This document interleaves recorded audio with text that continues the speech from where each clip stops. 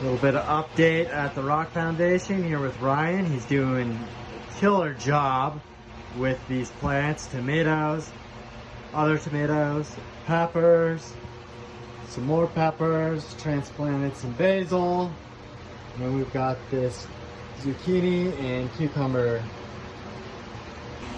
A little wrap around of the greenhouse from the door. You can see Ryan's progress and the implementation here at the Rock Foundation.